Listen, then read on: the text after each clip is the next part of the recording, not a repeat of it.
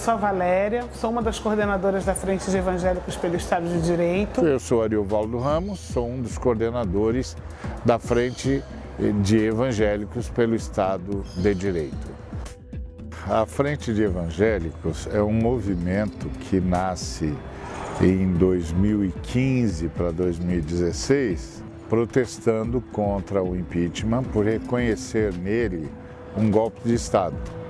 A grande inovação desse movimento é que ele parte de um grupo de evangélicos, ele parte de crentes em Cristo que não gostaram de ver a sua fé sendo usada nem pela bancada evangélica, nem pelo presidente da casa, o Eduardo Cunha, na época, sendo instrumentos e instrumentalizadores daquele golpe. É um movimento voluntário, organizado em cerca de 20 estados brasileiros. Nós nos representamos a nós mesmos, os evangélicos que fazem parte deste movimento. E por que a gente manteve o nome evangélico e fez questão do nome evangélico? Porque nós decidimos nos contrapor à chamada bancada evangélica, que se dizia representante da igreja evangélica e, portanto, dos evangélicos. Nós saímos, então, mobilizando, reunindo pessoas, reunindo crentes preocupados com a defesa da democracia, do Estado Democrático de Direito, preocupados em promover justiça e preocupados, sim, como a Bíblia nos ensina, com o direito da viúva, do órfão e do pobre, entendendo que é isso que agrada a Deus. Então, nossa reação e nosso protesto evolui de um protesto para uma luta pelo direito humano.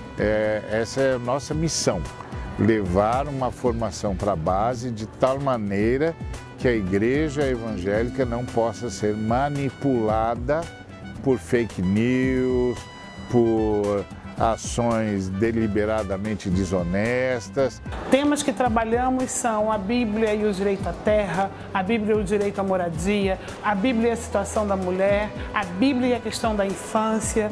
A gente sabe que a Bíblia de fato tem todas as respostas. Como crentes que somos, acreditamos sim que a Bíblia carrega respostas que são importantes tanto para a nossa vida pessoal quanto para essa vida coletiva. Estaremos prontos para dar razão a todos que nos perguntarem sobre por que cremos e por que lutamos por um Estado de direito, por um Estado de democracia, por um Estado de liberdade. Que sejamos aqui irmãos em Cristo, uns segurando os outros, trabalhando na promoção da democracia, do direito e da justiça.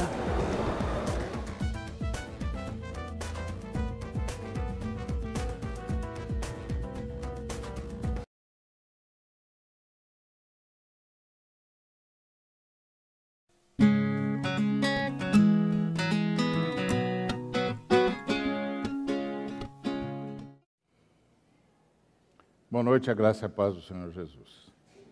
É sempre um privilégio receber os irmãos e irmãs e queremos agradecer à Igreja Cristã Evangélica, na pessoa do pastor Marcos, por essa deferência e esse serviço extraordinário.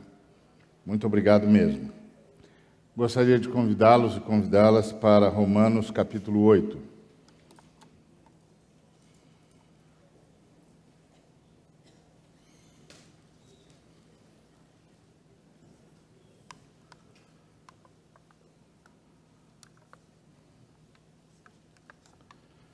Romanos capítulo 8, a partir do verso 1.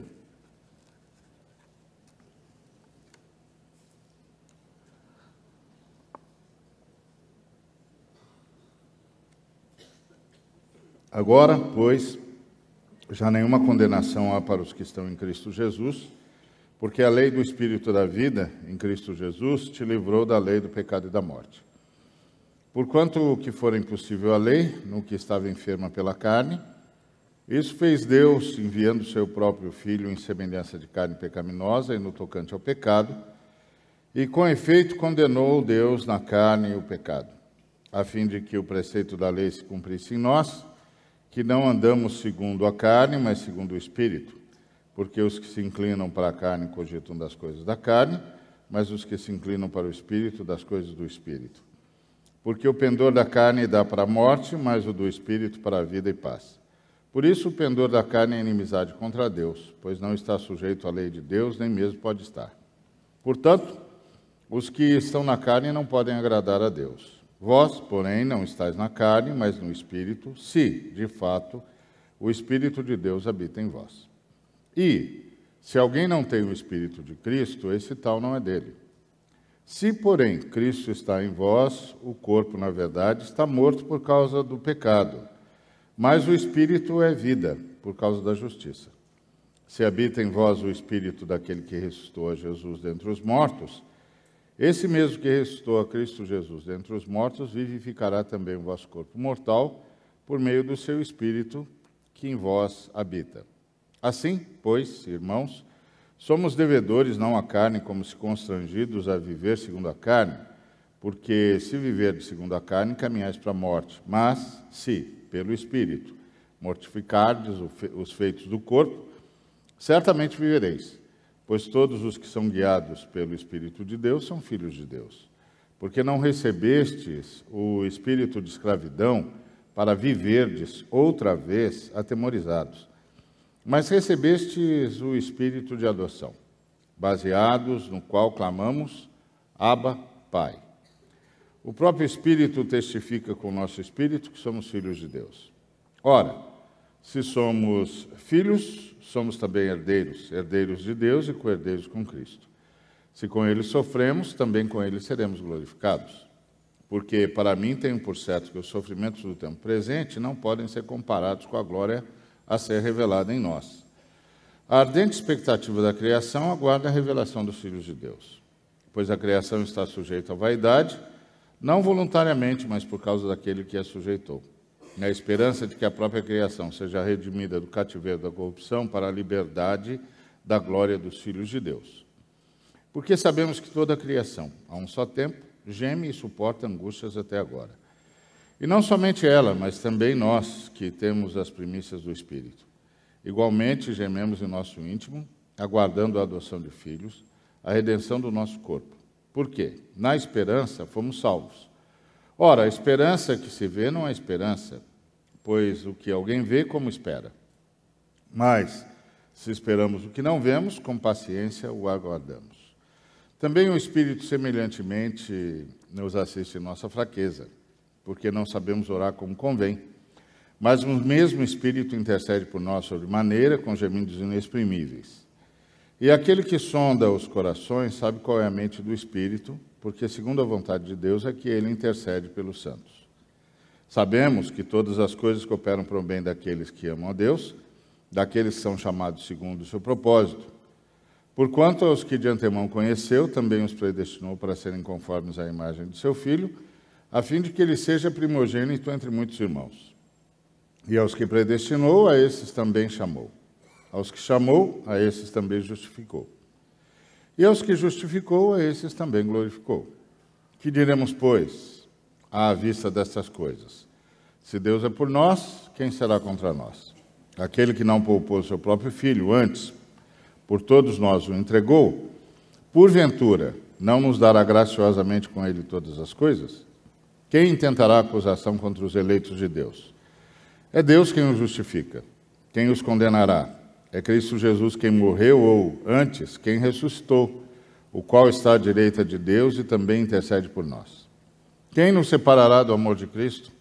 Será tribulação, ou angústia, ou perseguição, ou fome, ou nudez, ou perigo, ou espada? Como está escrito, por amor de ti somos entregues à morte o dia todo. Fomos considerados como ovelhas para o matadouro. Em todas estas coisas, porém, somos mais que vencedores, por meio daquele que nos amou. Porque eu estou bem certo de que nem a morte, nem a vida, nem os anjos, nem os principados, nem as coisas do presente, nem do porvir, nem os poderes, nem a altura, nem a profundidade, nem qualquer outra criatura poderá separar-nos do amor de Deus, que está em Cristo Jesus, nosso Senhor. Em nome de Jesus, Pai, muito obrigado por Tua palavra, que é rica, viva, eficaz. Rogamos a ministração dela, não o fazemos por méritos, não os temos. Fazemos em nome de Jesus, que deu a sua vida para que a tua palavra viesse a nós, assim como ela veio nele, que ela viesse sempre a nós por meio do teu Santo Espírito. Rogamos por misericórdia, rogamos por perdão, rogamos por iluminação. Em nome de Cristo Jesus. Amém. Romanos 8 é o texto que fala sobre quem somos nós e por que nós não vamos escapar do sofrimento.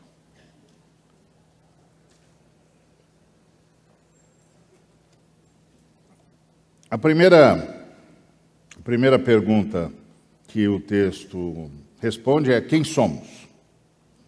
E aí o versículo diz: nós somos os que não estão mais condenados. Quem somos nós? Nós somos aqueles que estamos em Cristo Jesus. E por estarmos em Cristo Jesus, não somos mais condenados. Não estamos mais sob a condenação de Deus.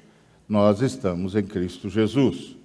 Nós o recebemos e a todos quantos o receberam, deu-lhes o poder de serem feitos filhos de Deus, a saber, aos que creem no seu nome. Nós somos os que creem em Jesus. Por isso, nós estamos nele. E porque nós estamos nele, não há mais nenhuma condenação para nós. E por que não há mais condenação para nós? Por que não estamos mais sob condenação? Porque a lei do Espírito da vida, em Cristo Jesus, nos livrou da lei do pecado e da morte. Depois que nós caímos, um fator, um princípio, começou a atuar em nós. E o apóstolo Paulo chama esse princípio de a lei do pecado e da morte. O que isso significa? Significa que nós estávamos mortos espiritualmente e que nós não conseguimos fazer outra coisa a não ser pecar. Estávamos mortos espiritualmente e não conseguimos fazer outra coisa senão pecar. E nós não apenas não conseguimos fazer outra coisa senão pecar, como nós éramos seres em estado de pecado. É como o camarada que foi explicar para o outro por que tinha pego o dinheiro dele, ainda que o estivesse devolvendo, e a pessoa disse: não precisa me explicar porque você pegou o dinheiro, eu sei porque você fez isso. E disse: você fez isso porque você é ladrão. Ele disse: não é bem assim, não é bem assim sim. Há um ladrão dentro de você e o ladrão se manifestou. Esse é o ponto. Então, se Deus, imagino que Deus viesse e dissesse: eu quero abraçar você, mas eu não posso. Por quê? Porque se eu abraçar você, a minha natureza vai destruir você. E por que a natureza do Senhor vai me destruir? Porque a sua natureza está em estado de pecado. Dentro de você tem um ladrão, um adúltero, um mentiroso, um assassino, um blasfemo, está tudo dentro de você. Você é uma pessoa em estado de pecado. E aí eu dissesse para ele: e aí, o que eu faço?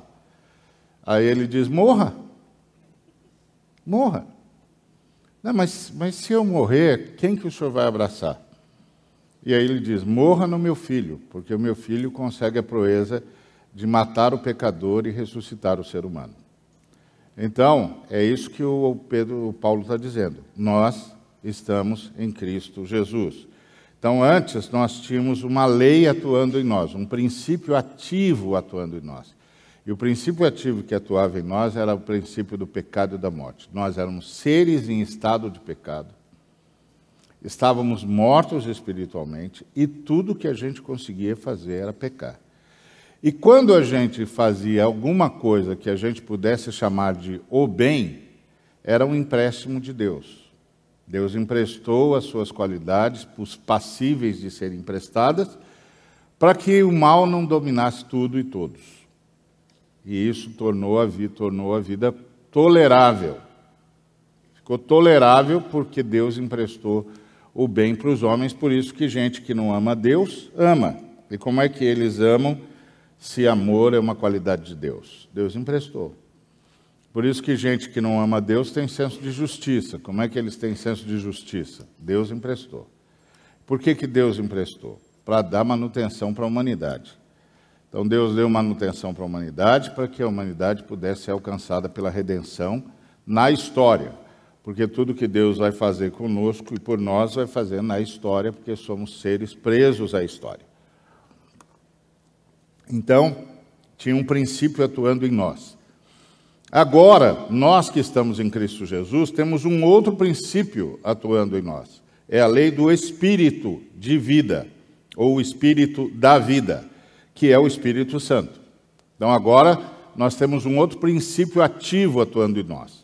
Só que esse princípio ativo é uma pessoa. A pessoa do Espírito Santo mora em nós e atua em nós. E esse Espírito que mora em nós e atua em nós, nos livrou do princípio do pecado e da morte.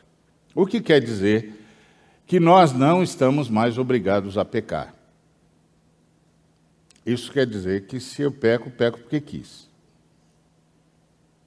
Eu não estou mais obrigado a pecar, não sou mais escravo do pecado.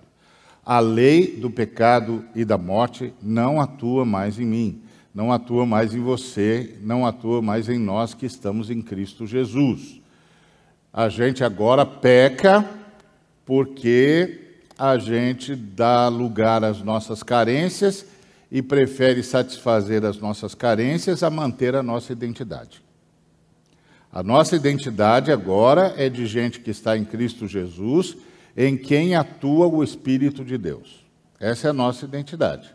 Mas, por causa do pecado, da sociedade, da forma errada como aprendemos a ser gente, etc., etc., muitas vezes as nossas carências nos atacam. E aí, nessa hora, a gente prefere satisfazer as carências do que manter a identidade. Mas a gente não é obrigado a isso. A gente faz porque quer. Porque decidiu satisfazer a carência ao invés de manter a identidade. Se a gente tivesse decidido manter a nossa identidade, a gente manteria.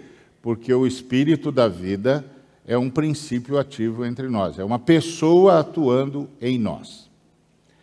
Muito bem. Agora, como é que foi possível que o Espírito da vida passasse a morar em nós? Por quê? Porque Deus enviou o seu Filho. Quando nós temos o Espírito da vida, porque nós conseguimos o que era impossível à lei. A lei de Moisés estava enferma pela carne.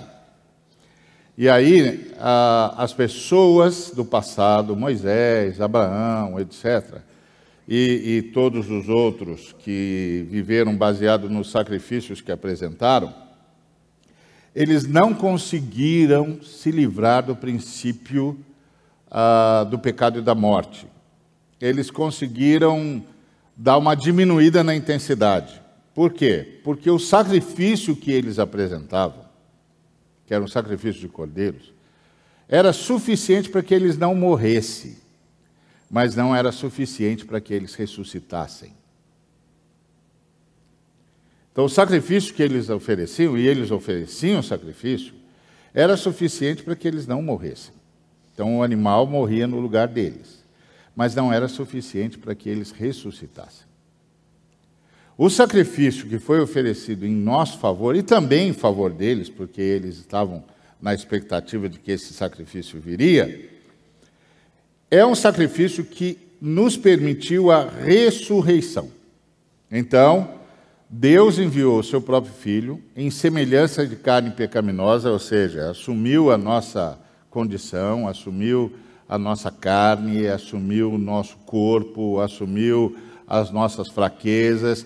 Claro que ele assumiu as nossas fraquezas na dimensão corporal, porque o espírito dele nunca passou pela morte espiritual, mas ele andou num corpo mortal, num corpo marcado pela morte.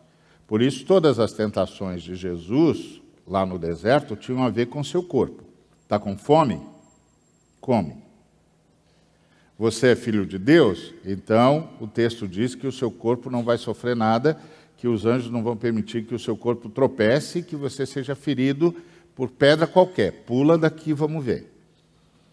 Você veio buscar todos os homens para você, você não precisa morrer por causa disso, não precisa perder o seu corpo por causa disso. Você se prostra a mim, eu entrego tudo para você. Então, todas as tentações de Jesus tinham a ver com a sua área fraca. Qual era a área fraca de Jesus? Ele estava num corpo mortal. Ele estava num corpo que adoecia, ele estava num corpo que tinha fome, ele estava num corpo que tinha sede, ele estava num corpo que precisava de medicina, ele estava num corpo que ia morrer.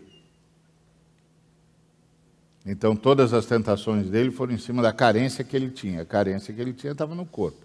As tentações dele não foram na área das emoções, nem do espírito, porque as emoções dele estavam no lugar certo e o espírito dele nunca experimentou a morte espiritual. Agora, nós, não. Nossas emoções não estão no lugar certo, nosso corpo é mortal e o nosso espírito passou pela morte espiritual. Então nós temos muitas fragilidades, muitas vulnerabilidades, muitas. E aí, Jesus veio em corpo, experimentou algo da nossa fraqueza, experimentou algo da nossa fragilidade, experimentou algo da nossa vulnerabilidade e se ofereceu em nosso lugar. Então, Deus condenou na carne dele o nosso pecado. O nosso estado de pecado. Não é só as coisas que nós fazemos, é o que nós temos em nós, que constitui a nossa natureza terrena, natureza que o Paulo chama de natureza terrena. Então, o Senhor, através do corpo de Cristo, condenou no corpo de Cristo o pecado. Ou seja, o sacrifício de Cristo satisfez a justiça, o princípio eterno de justiça, e nós fomos libertos da condenação que pesava sobre nós.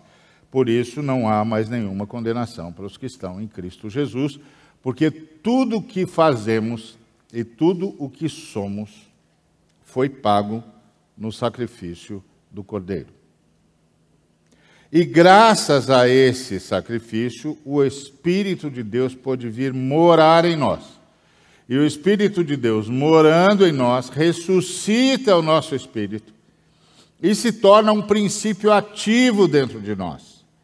Um princípio ativo que nos liberta do antigo princípio.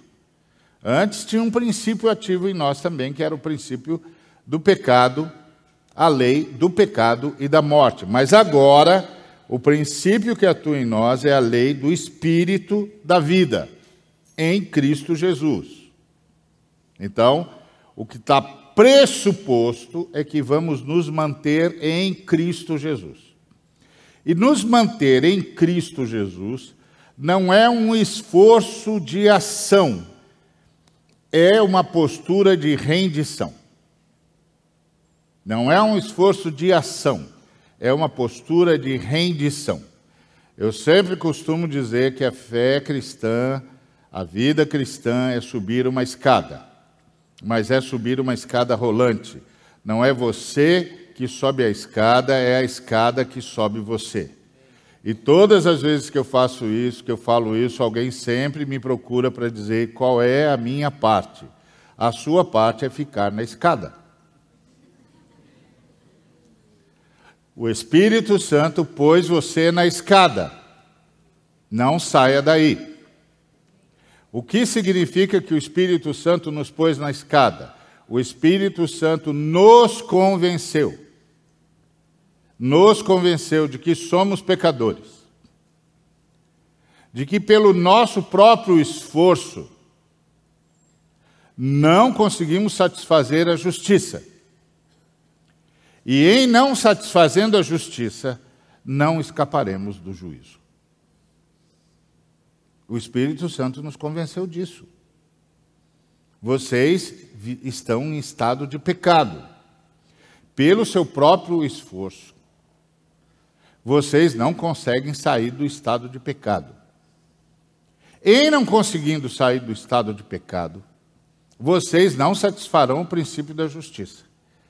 Em não satisfazendo o princípio da justiça, vocês não escaparão do juízo. Então fiquem na escada. Fiquem absolutamente dependentes de Jesus. Fiquem absolutamente dependentes do seu sacrifício e fiquem dependentes do seu Espírito. Confessem a sua impotência. Admitam a sua impotência. Não fica fazendo promessa para Deus. Renda-se. Eu não posso, mas tu podes. Eu não sei, mas tu sabes. Eu não tenho, mas tu tens. Eu me rendo. Santifica o teu nome e faz a tua vontade. Sem ti, nada posso fazer. Aí, sempre que você diz isso, sempre tem um irmãozinho que diz, mas isso é muita folga. É, exatamente.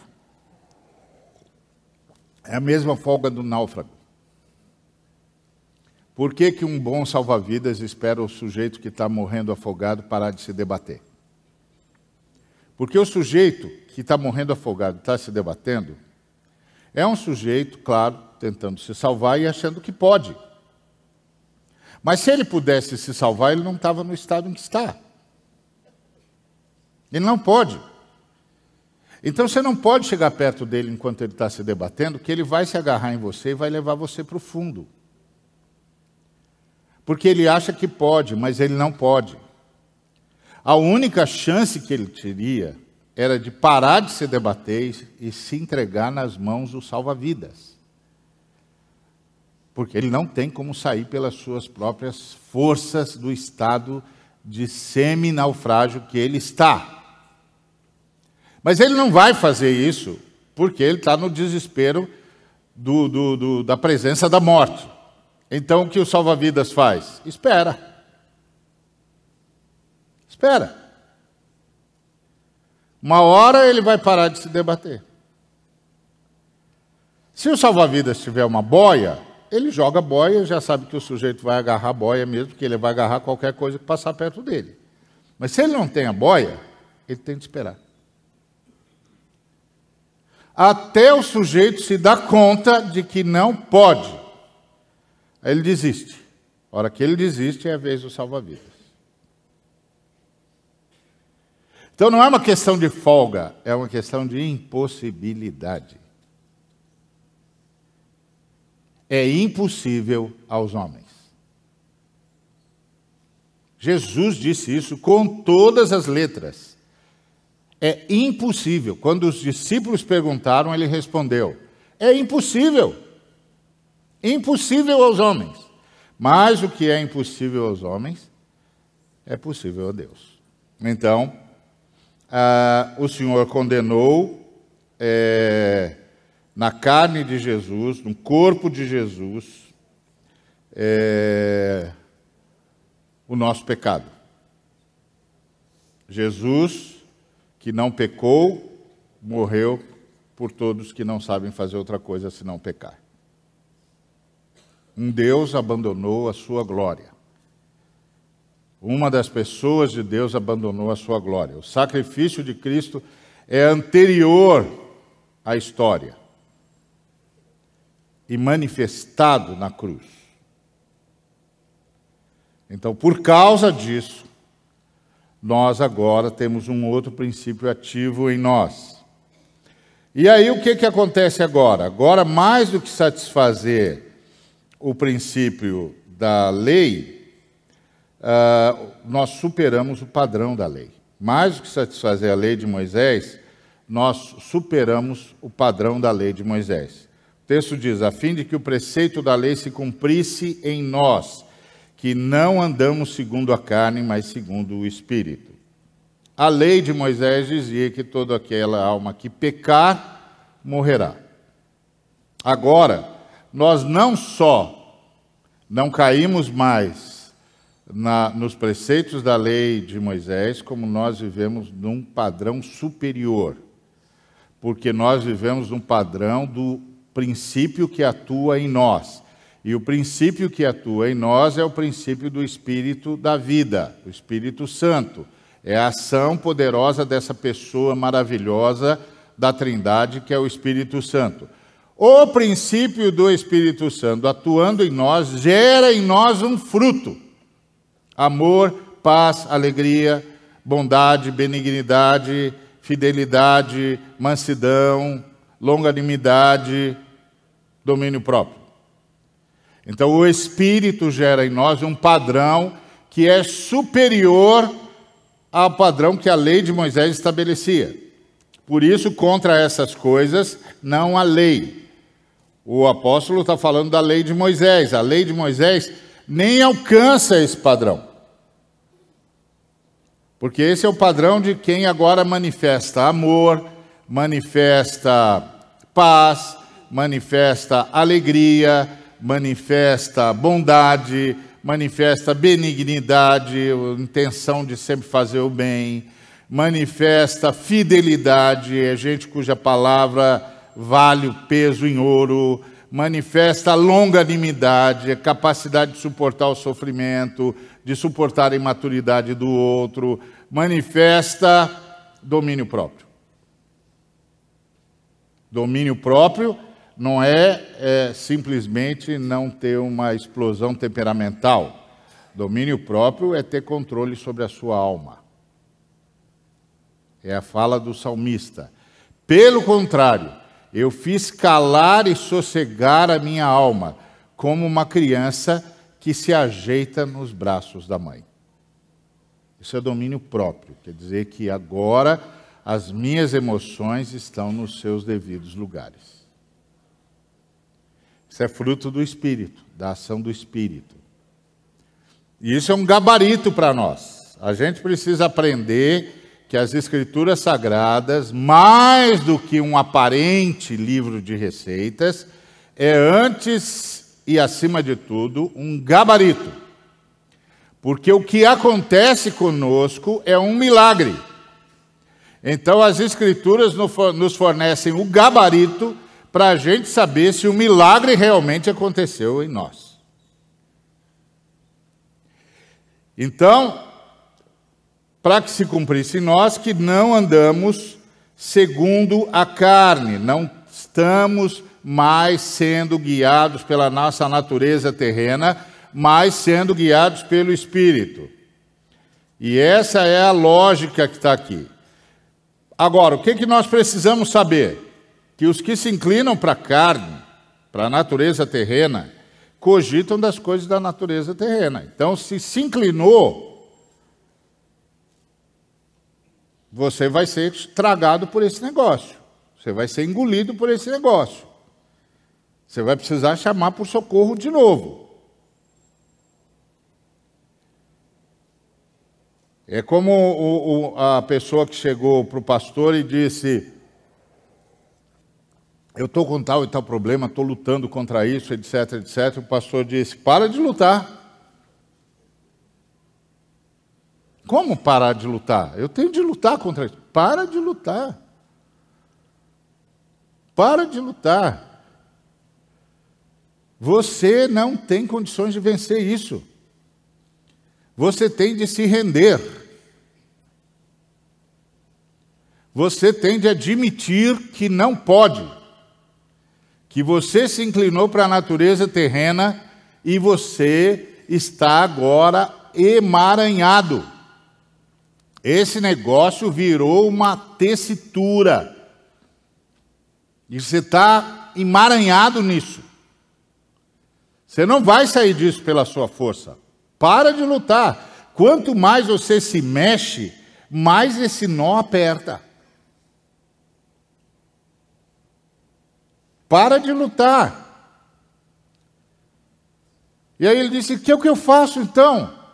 O pastor diz, primeiro você reconhece que não pode. Primeiro você reconhece que estou fazendo essa besteira se agarrou em mim. É a primeira coisa que você tem de admitir. Segunda coisa que você tem de admitir, não tenho como sair disso pelas minhas próprias forças. Se Deus não tiver misericórdia de mim, eu estou perdido. E a terceira coisa que você tem de fazer é se ajoelhar e nós vamos orar por você. Nós vamos pedir para que Deus interfira. Nós vamos pedir para que Deus, mais uma vez, por sua graça, atue libertando você. E às vezes, isso pode significar muitas sessões de oração. Muitas. Porque o sujeito foi se deixando emaranhar, aí um dia ouviu uma mensagem, aí entendeu que estava em pecado e decidiu, eu vou parar com isso. E quanto mais ele diz, eu vou parar com isso, mais ele faz. Porque ele não entendeu. Ele não entendeu que ele não pode. Que é impossível aos homens, por si mesmos, na sua própria força, vencer a natureza terrena e caída. Impossível. Mais uma vez, ele precisa da atuação miraculosa de Deus. E é por isso que nós intercedemos uns pelos outros. É por isso que nós oramos uns pelos outros. É por isso que nós impomos as mãos uns pelos outros. É por isso que nós nos ungimos com óleo, significando o poder do Espírito Santo que atua a partir de nós mesmos, porque ele mora em nós. Então, a gente tem de saber isso. O pendor da carne é inimizade contra Deus. Os que se inclinam para a carne cogitam das coisas da carne. Então, não tem saída. Se inclinou, esse negócio vai grudar em você. E mais, você vai ter de ser recuperado para voltar a se inclinar para o Espírito. Para então só cogitar das coisas do Espírito. Porque o pendor da carne dá para a morte, mas o do Espírito para a vida e para a paz. E o pendor da carne é inimizade contra Deus, porque não se submete à vontade de Deus. E nem mesmo pode se submeter. E esse que é o ponto. Não pode se submeter, não consegue.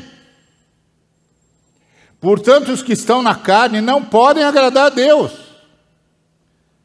Então não adianta tentar com a sua força, tem de se submeter. E esse é um problema de uma igreja que ora cada vez menos intercessoriamente. Que ora cada vez menos ministrando uns aos outros. E é um problema de uma igreja onde as pessoas não têm ambiente para dizer, estou precisando de intercessão. Estou precisando de alguém que ponha as mãos sobre mim. Que invoque o poder da ressurreição. Para que o poder da ressurreição atue novamente em mim. Porque eu me deixei aprisionar.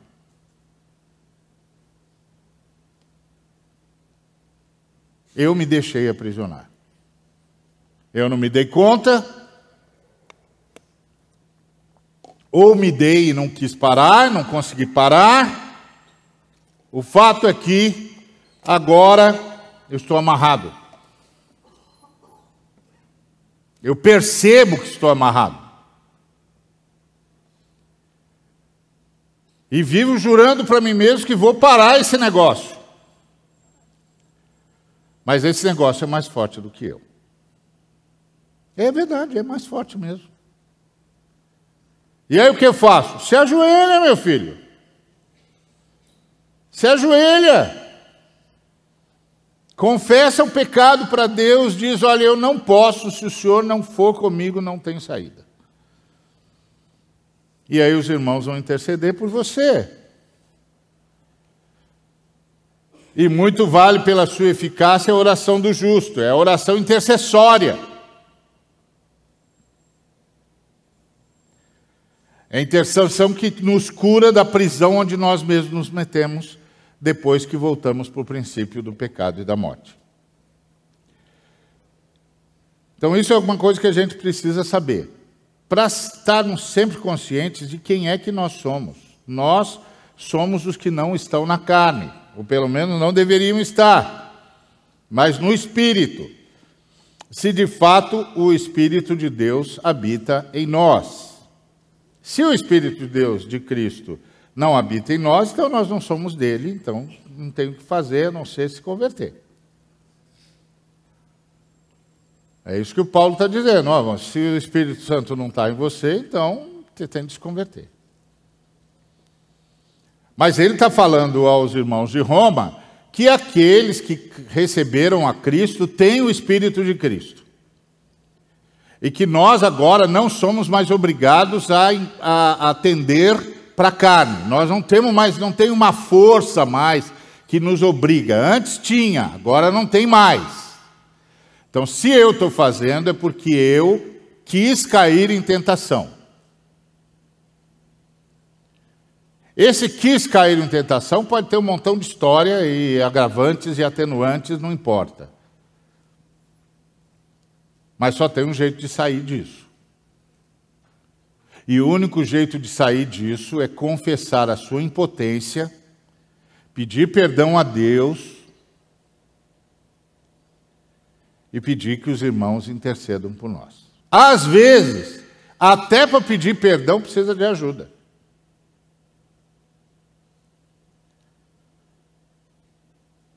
A pessoa foi procurar o pastor, contou o que estava acontecendo, o pastor disse, então, se ajoelhe e peça perdão. E a pessoa se ajoelhou, mas quem disse que ela conseguia pedir perdão? O pastor teve de interceder por ela. Depois que o pastor intercedeu por ela, ela conseguiu pedir perdão. Aí o pastor disse, agora vamos tratar a outra questão. Peça perdão. Quem disse que a pessoa conseguiu pedir perdão? O pastor teve de interceder pela pessoa, aí a pessoa conseguiu pedir perdão. Essa coisa da vida espiritual não é uma brincadeira. Isso aqui não é uma festinha que eu ora participo, ora não participo. Isso aqui é crucial para o destino de cada um de nós. Então, Paulo está dizendo, você tem de estar em Cristo. O Espírito de Cristo mora em você, se incline sempre para o Espírito de Cristo. Então, isso é um clamor constante. Um clamor constante. Para que o Espírito de Cristo tenha plena liberdade na nossa vida. Por isso, nós devemos o tempo todo estar pedindo perdão. A fé cristã não é a fé de quem não peca, é a fé de quem sempre pede perdão. Porque de arrependimento em arrependimento é que somos transformados. Quanto mais a luz do Cristo brilha em nós, mais nós temos consciência daquilo que temos de nos arrepender. O que aconteceu conosco do ponto de vista da queda é mais profundo do que nós estamos dispostos a admitir muitas vezes. A gente tem de tomar cuidado quando a fé cristã vira apenas um discurso acadêmico. A fé cristã não é um discurso acadêmico. Embora a fé cristã seja provavelmente o discurso mais bem articulado de toda a confissão de fé que já apareceu por esse planeta, ela não é um discurso acadêmico.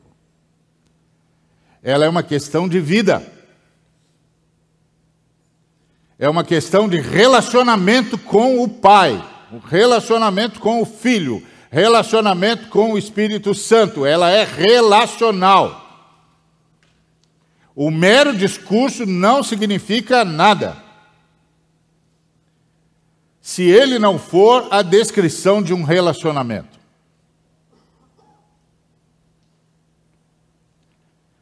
A participação nos ajuntamentos cristãos não significa nada, a menos que ele seja um testemunho de um relacionamento. E um relacionamento que vai abarcar o relacionamento comunitário também. Então, Paulo diz para a gente ter isso em mente. Agora, a outra coisa que nós precisamos saber. Então, o que é que o que é que Cristo fez? Cristo resolveu o nosso problema de condenação. Nós estávamos sob condenação, reconhecemos nosso estado de pecado, reconhecemos que graças ao sacrifício do Cristo, o nosso estado de pecado foi tratado e o princípio de justiça foi satisfeito. E agora o perdão de Deus pode ser efetivado. Aí nós nos rendemos ao Cristo, o perdão de Deus se efetivou na nossa vida, o Espírito de Deus veio morar em nós. O que nós temos de saber agora? Que nós devemos viver sempre inclinados ao Espírito. E isso é rendição e oração. A fé cristã é uma fé movida por oração, por rendição. Lamentavelmente, nós transformamos a fé cristã numa fé movida pelo discurso e pelo ensino. Agora você vai me dizer, quer dizer que na fé cristã não tem de haver ensino e nem discurso? Claro que tem de haver. Tem de haver pregação e ensino, mas o objetivo da pregação e do ensino é levar-nos a um estado de rendição. E o estado de rendição se manifesta num estado de orar sem cessar. Justamente por ter consciência da impotência em todos os sentidos. E é a impotência que provoca a oração, que Deus quer ouvir, não a oração que eu quero fazer. A maioria das vezes a oração que eu quero fazer é uma lista de petição. Eu queria isso, queria aquilo outro, queria aquilo outro, queria aquilo outro. Mas é aquilo que o Paulo Júnior falou no fórum. Se Deus tivesse marcado meia hora comigo e eu recebesse um papel em branco e uma caneta, eu iria deixar o papel em branco para anotar tudo que Deus quisesse de mim ou ia anotar tudo o que eu quero de Deus? Então, tem oração e oração. A oração que eu preciso fazer é a oração da rendição. Santifica o teu nome, faz a tua vontade, não me deixa cair em tentação, me livra do mal, me sustenta na relação de perdão,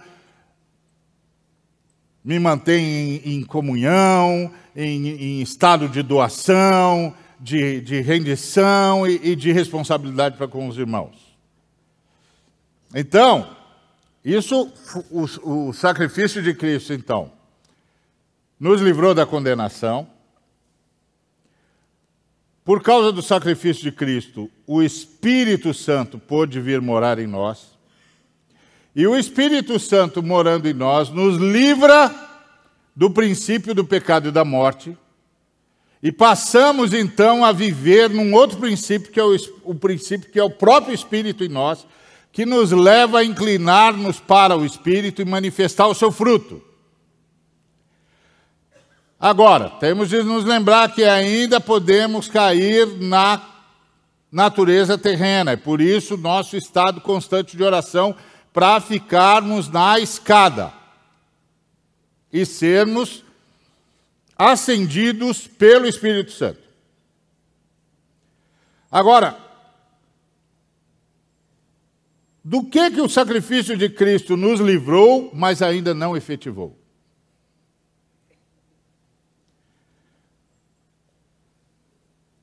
Se, porém, Cristo está em vós, o vosso corpo, na verdade, está morto por causa do pecado, mas o espírito é vida por causa da justiça. Então, o seu espírito está vivo, porque Deus em Cristo satisfez o princípio da justiça, mas todas as cargas da morte continuam no seu corpo. Todas as cargas da morte continuam no seu corpo. Portanto, o Senhor já nos livrou da morte, mas ainda não efetivou a ressurreição do corpo. Enquanto Ele não efetivar a ressurreição do corpo, você e eu carregamos a morte em nós mesmos. E aí o apóstolo diz: o Espírito que habita em vocês vai vivificar o corpo. Ou seja, o seu corpo vai ser movido pelo seu espírito, você vai ter a garra, a vontade, o desejo, mas o seu corpo vai morrer. O seu corpo carrega a morte. O seu corpo e toda a criação ainda carregam a morte. E o que o apóstolo está dizendo é que nós temos de nos lembrar todo dia do seguinte, que nós não somos devedores à natureza terrena. Nós não somos constrangidos a viver segundo a natureza terrena. Porque se a gente vive segundo a natureza terrena, prostituição, lascívia, etc., etc., etc., nós vamos caminhar para a morte. Então nós não precisamos ir para a morte, só o nosso corpo vai para a morte. Nosso espírito não precisa ir para a morte. Nossas emoções não precisam ir para a morte. Nossos sentimentos não precisam ir para a morte. A morte está no nosso corpo. As nossas emoções podem ser totalmente restauradas pela nossa vida no Espírito. A nossa vida no Espírito não é para aperfeiçoar o nosso espírito. O Espírito ressuscitou. É para domar a nossa alma, os nossos sentimentos. Para colocar nossas emoções nos seus lugares. Nossas emoções não precisam mais se inclinar para a morte. A morte agora visita só o nosso corpo. Não visita mais o nosso espírito e não precisa visitar as nossas emoções. Mas se eu me inclino para a natureza terrena, as minhas emoções saem do controle do espírito. E aí é por isso que tem um montão de crente com toda a sorte de sentimentos mais estapafúrdios.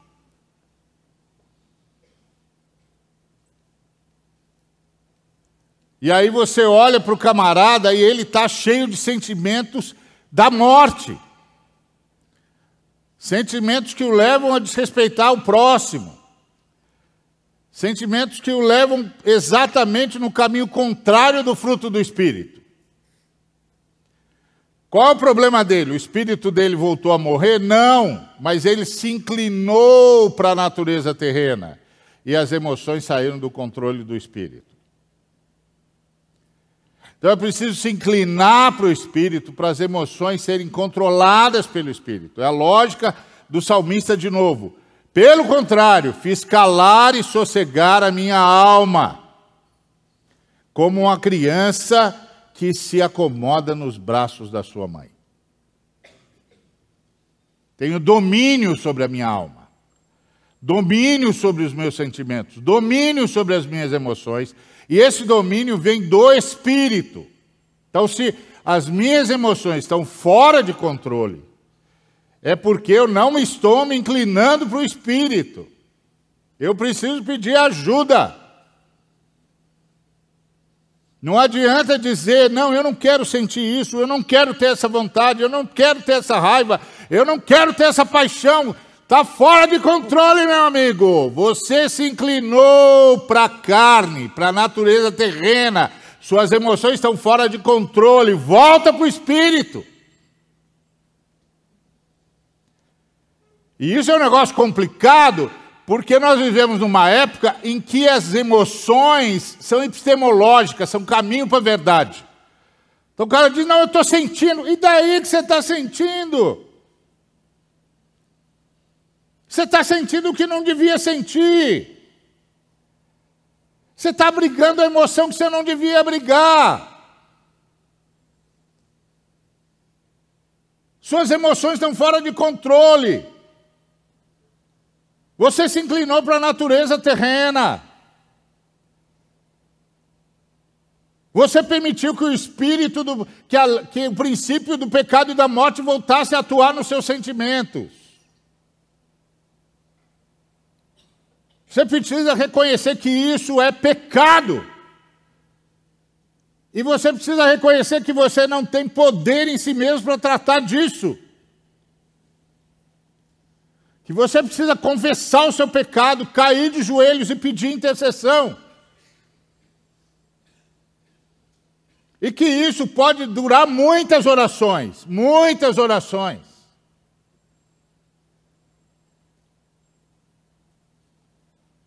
Muitas vezes você vai ter de visitar os irmãos, pedir para os irmãos intercederem,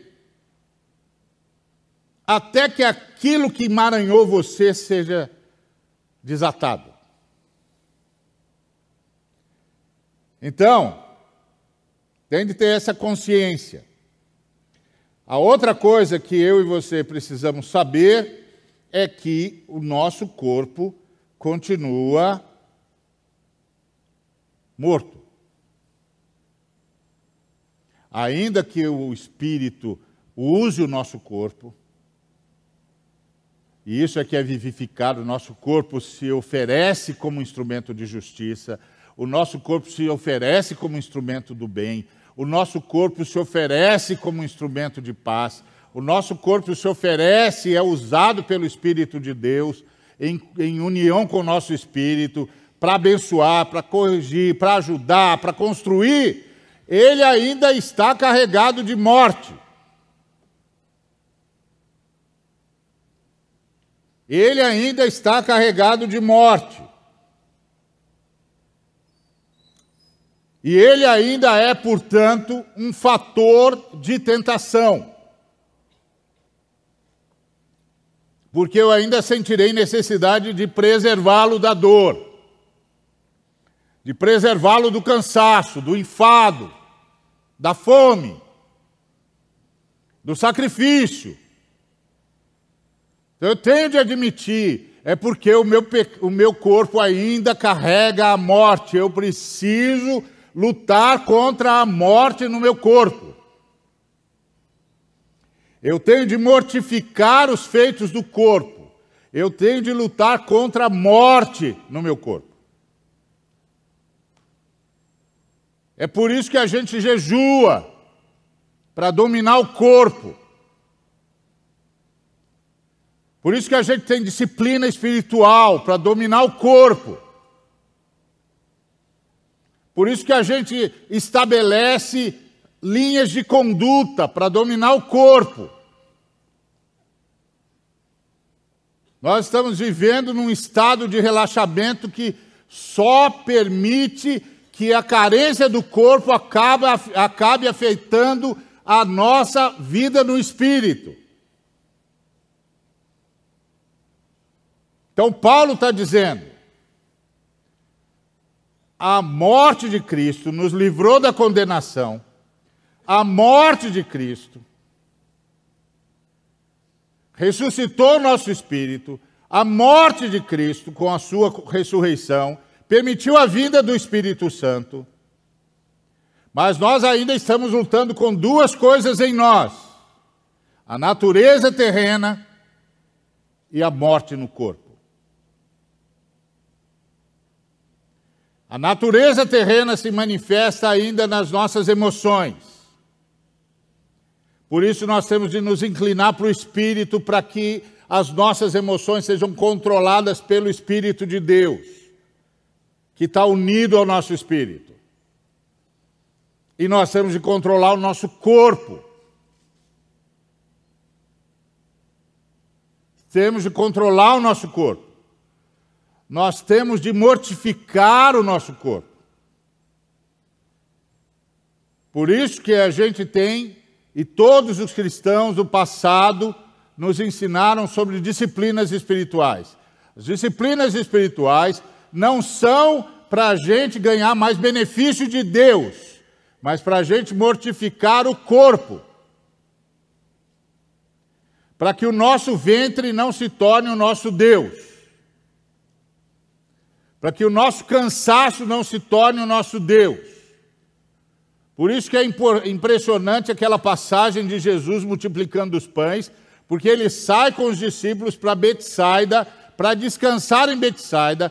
Quando ele chega lá, ele vê a multidão, olha para a multidão e vê naquela multidão ovelhas sem pastor e muda a sua agenda, de modo que a sua compaixão vence o seu cansaço. Ele mortifica o corpo. Ele permite que o clamor da multidão e a compaixão que o Espírito de Deus gera dentro nele se impõe ao corpo que está cansado. É disciplina espiritual para mortificar o corpo. Então Paulo diz: pelo Espírito é possível mortificar os feitos do corpo e viver para a glória de Deus. Porque nós somos guiados pelo Espírito de Deus, e os que são guiados pelo Espírito de Deus são filhos de Deus. Então não se deixe mais escravizar. Não se deixe mais escravizar. Não deixe mais os sentimentos ficarem escravos da carne, da natureza terrena, e nem deixe o espírito ficar escravo do corpo. E esse é um outro problema nessa época hedonista, em que os apetites do corpo parecem ter ascensão a tudo quanto é ideal. Os apetites do corpo parecem ter ascensão sobre tudo que é moral. Os apetites do corpo parecem ter ascensão sobre tudo que é espiritual.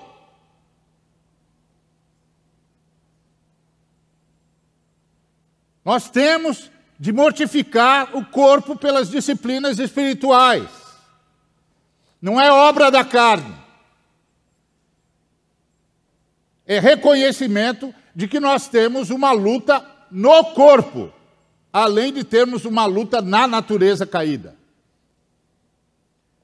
A luta da natureza caída, nós resolvemos nos inclinando para o Espírito. Isso é oração, oração, oração e oração. Intercessão mútua.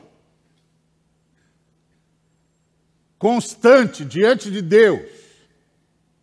E a luta que nós temos no corpo, nós a enfrentamos mortificando os feitos do corpo.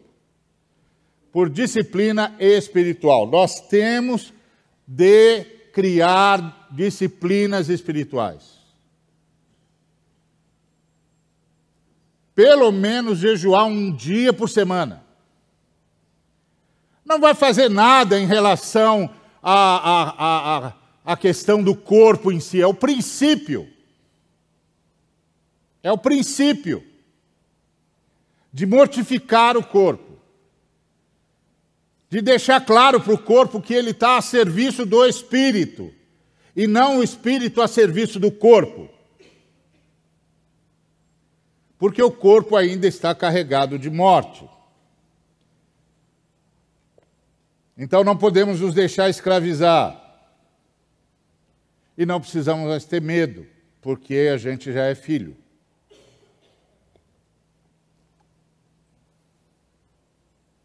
Não precisamos ter medo de mortificar o corpo, de abrir mão de um montão de coisa, de romper com o sistema, de romper com a lógica do sistema, com o espírito do sistema, porque nós somos filhos. Nós chamamos pai com intimidade. E o próprio Espírito testifica que nós somos filhos de Deus. Agora, qual é a outra coisa que nós precisamos saber?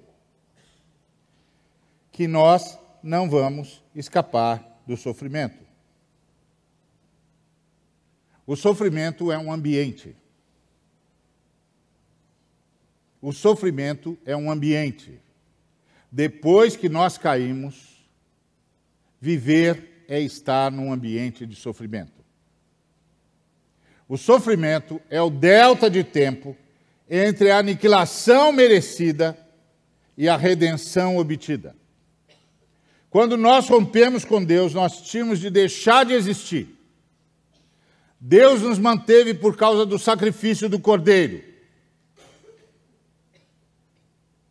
Não só nos manteve, como deflagrou todo o processo de redenção. Esse processo de redenção vai se cumprir um dia. Vamos ressuscitar no último dia, pronto, acabou. Mas entre esse momento em que devíamos ter sido aniquilados e esse momento em que seremos plenamente redimidos, tem um delta de tempo. Esse delta de tempo transcorre-se ou é transcorrido num ambiente de sofrimento. E todos sofrem. Por isso que o Paulo disse, eu tenho por certo que os sofrimentos do tempo presente não podem ser comparados com a glória a ser revelada em nós. Então, nós sofremos. A criação sofre. Tem uma ardente expectativa da criação aguardando a revelação dos filhos de Deus. Porque a criação está sujeita à vaidade, não porque quis, mas porque nós quisemos. Deus disse, maldita é a terra por sua causa. Então todo o universo sofre. Todo o universo está num ambiente de sofrimento. Nós fizemos isso. Nós provocamos isso. Até que a redenção se complete. É assim que vai ser. E toda a criação geme aguardando que os filhos de Deus se manifestem. Aliás, os filhos de Deus deviam se manifestar já. Aliás, é para se manifestar já. Ainda que a ressurreição não se tornou plena, como nós sabemos que se tornará. É a história do jovem que foi evangelizar na parada gay. E aí começou a conversar com um jovem. E falando que Jesus o amava, e aí o jovem disse, quer dizer que o seu Jesus me ama? Ama. Então onde é que estava o seu Jesus quando eu passei por isso, isso e isso? Aí o jovem cristão disse para ele, meu Jesus estava lá, eu é que não estava, me perdoe, porque meu Jesus queria que eu estivesse lá para impedir que você passasse por isso.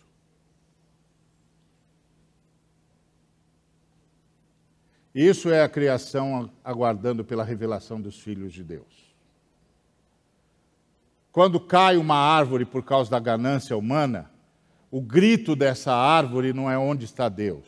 O grito dessa árvore é onde estão os filhos de Deus, que não se manifestam. Quando uma criança está sendo ser viciada em qualquer lugar desse mundo maluco, ela não está gritando onde está Deus. Ela está perguntando onde estão os filhos de Deus que não se manifestam. Eles já sabem da ressurreição. Eles já sabem que há um poder que pode vencer o mal. Por que eles não se manifestam? Eles não se manifestam porque estão se inclinando para a carne. Eles não se manifestam porque não estão mortificando o corpo. Eles não se manifestam porque as emoções deles não estão sob o controle do Espírito.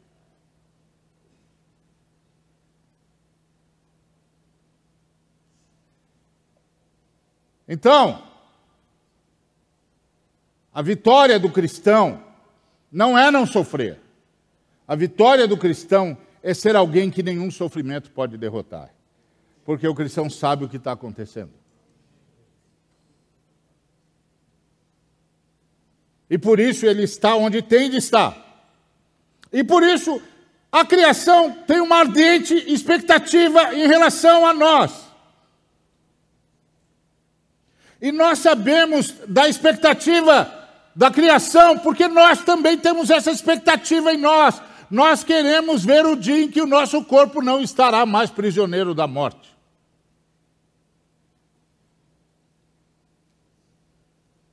E toda a criação aguarda pela nossa ressurreição. Porque a nossa ressurreição será a ressurreição do universo. Novos céus e nova terra onde habita a justiça. Onde todas as criaturas de Deus desfrutarão de tudo que Deus é e de tudo que Deus doa, segundo a sua soberania. Igualmente, segundo a sua soberania. Mas já hoje, a criação aguarda pela manifestação dos filhos de Deus.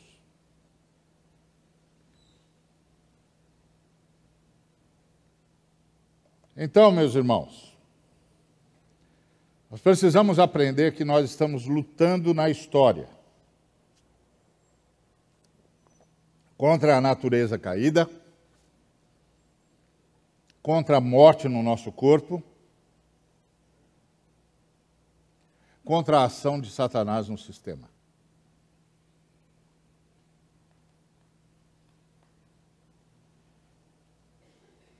Então, nós estamos esperando a ressurreição, isso é que é fé. Agora, nós não estamos sozinhos. Por que nós não estamos sozinhos? Porque o Espírito intercede por nós. Com gemidos inexprimíveis. O Espírito sabe da luta que estamos travando e intercede por nós com gemidos inexprimíveis, porque nós não sabemos orar segundo a luta que estamos enfrentando. Nós não temos dimensão. Mas o Espírito intercede por nós. E intercede por nós segundo a vontade de Deus. E o Pai, por causa da intercessão do Espírito, faz todas as coisas cooperarem para o nosso bem. O Pai, em resposta ao Espírito Santo, interfere na história, fazendo com que tudo na história nos faça mais parecidos com Jesus.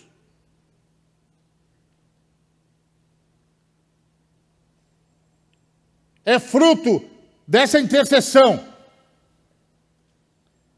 Porque o Pai decidiu que eu e você seríamos parecidos com Jesus. Quem somos nós? Nós somos as pessoas que o Pai decidiu que seriam parecidas com Jesus. Mas não é lá na glória eterna, é aqui.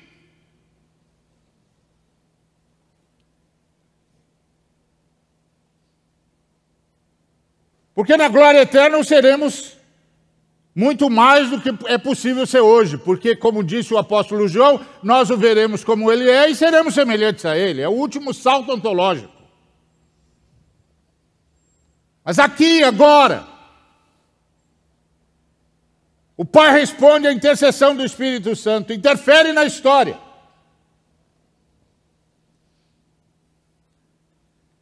E faz isso porque Ele escolheu a gente para ser parecido com Jesus.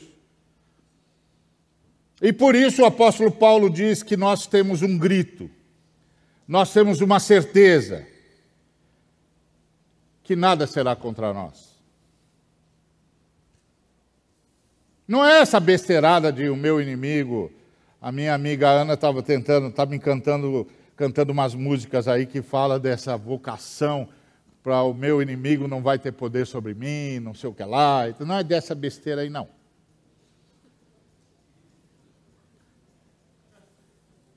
Não é dessa besteira aí, não.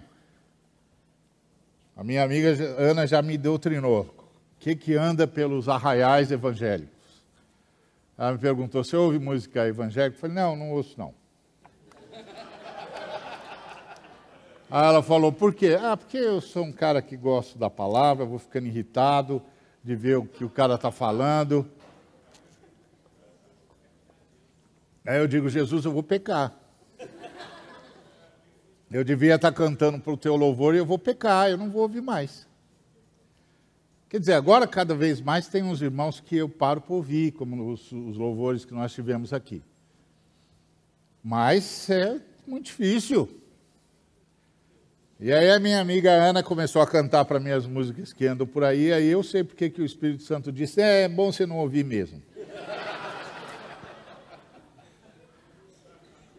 É bom você sair desse, como é que chama, Bitum? Gospel o quê? Ostentação. Gostei dessa, hein? Gospel, ostentação é o bicho, hein? Gostei. Então, o Senhor tem um projeto para cada um de nós, que é o mesmo projeto para todo mundo, ser parecido com Jesus aqui e agora. E aí o Paulo diz, então nada é contra nós, porque tudo, graças à intercessão do Espírito Santo e ao propósito do Pai, vai cooperar para o nosso bem. Porque aquele que não poupou o seu próprio filho, antes o entregou, nos dará com ele graciosamente todas as coisas que precisamos para ser parecidos com Jesus. E não precisamos ter medo do diabo, porque ninguém pode intentar acusação contra nós, é Deus quem nos declara justos. Ninguém pode nos condenar, porque é Cristo Jesus quem morreu antes, quem ressuscitou, e que também intercede por nós. Então nós não estamos sozinhos. O Espírito Santo intercede por nós com gemidos inexprimíveis. O Pai atende ao clamor do Espírito e interfere na nossa história. E Jesus, que nos livrou de toda condenação e nos tirou do alcance de toda acusação, também intercede por nós. Talvez você já tenha perguntado por que é que o Espírito Santo não saiu de você quando você pecou. Porque o próprio Espírito intercede por você e o seu sumo sacerdote intercede por você diuturnamente. Aleluia. Nós somos sustentados pela oração do Espírito Santo. Nós somos sustentados pela oração de Jesus Cristo. Então por que é que nós não oramos?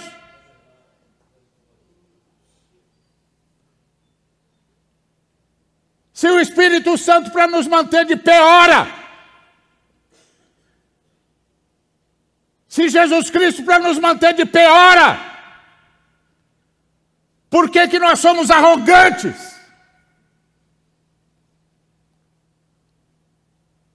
Por que que nós transformamos a nossa fé num discurso barato? Nesses gritos estúpidos. Fala para o seu irmão que tudo vai ser vitorioso. Fala para o seu irmão que hoje tem uma bênção para você. Levanta, fica de pé, olha para o seu irmão e diz, olha como você é bonito. Que estupidez é essa?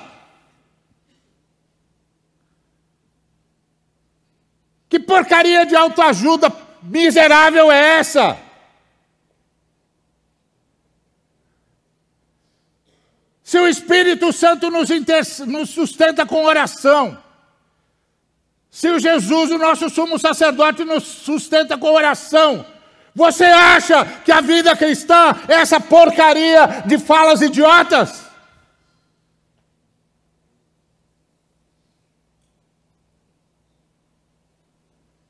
Claro que não. É por isso que nós, ao invés de sermos resposta de Deus para o gemido da criação, nos tornamos instrumento de tortura para a criação.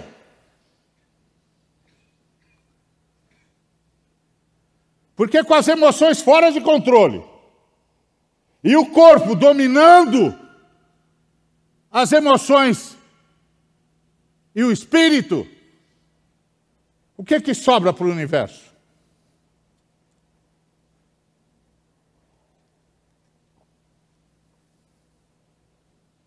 Esse é o ponto.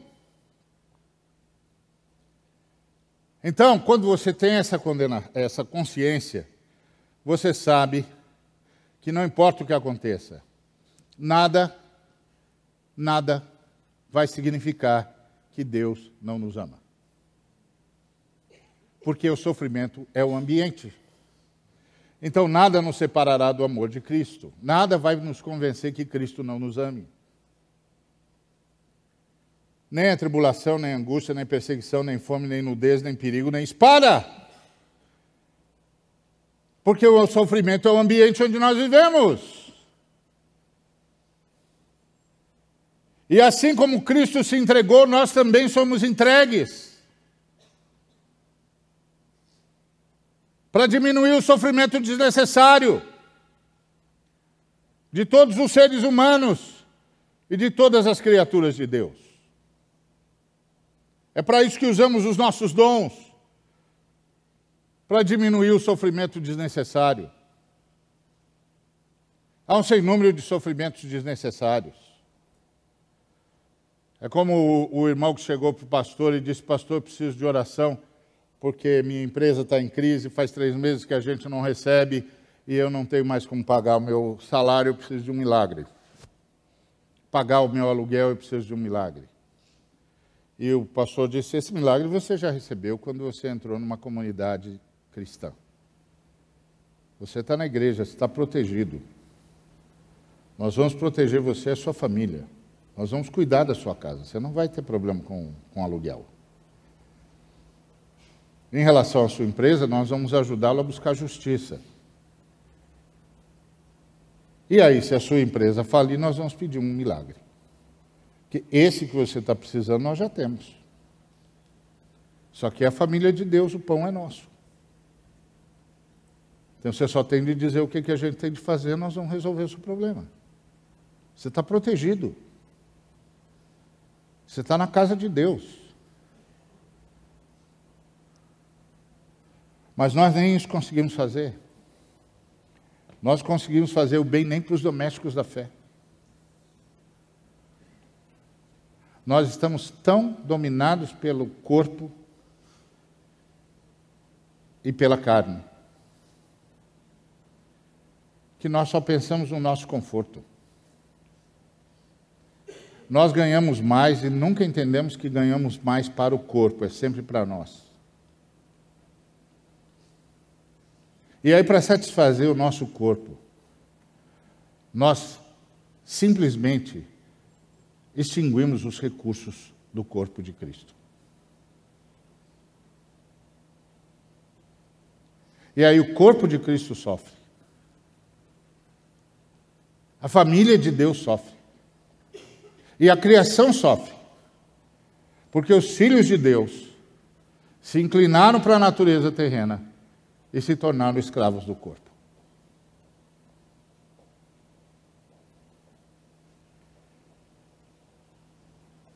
Nós temos de aprender que o sofrimento é o ambiente onde nós vivemos.